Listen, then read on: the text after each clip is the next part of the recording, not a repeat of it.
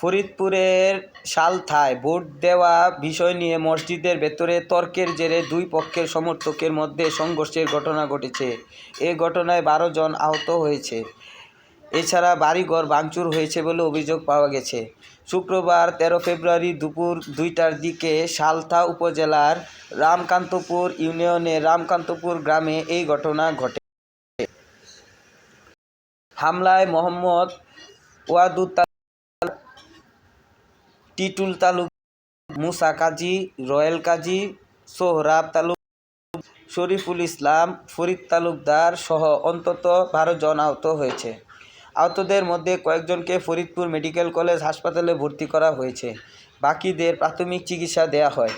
প্রত্যক্ষদর্শীরা জানান, শুক্রবার জুম্মার নামাজের সময় রামকান্তপুর গ্রামের একটি মসজিদের মধ্যে ভোট দেওয়া নিয়ে স্থানীয় বিএনপি সমর্থক কুদ্দুস তালুকদারের সমর্থকদের সঙ্গে 11 দলীয় নির্বাচনী ঐক্য জোটের রবিউল তালুকদারের সমর্থকদের তর্কাতর্কি ও কথা কাটাকাটির ঘটনা ঘটে। নামাজ শেষে উভয় পক্ষের সমর্থকেরা মসজিদের সামনে জড়ো হন। পরে এক পর্যায়ে তারা সংঘর্ষে লিপ্ত হয়। এতে 12 জন আহত ও ছয়টি বাড়ি ভাঙচুরের ঘটনা ঘটে। আহতদের মধ্যে কয়েকজনকে হাসপাতালে ভর্তি করা হয়েছে। খবর পেয়ে পুলিশ ও সেনাবাহিনী ঘটনাস্থলে গিয়ে পরিস্থিতি নিয়ন্ত্রণে আনে। সালথা থানার ভারপ্রাপ্ত কর্মকর্তা মোহাম্মদ বাবলুর রহমান খান বলেন, ওই এলাকার পরিবেশ শান্ত রাখতে সেনাবাহিনী ও পুলিশ মাঠে রয়েছে।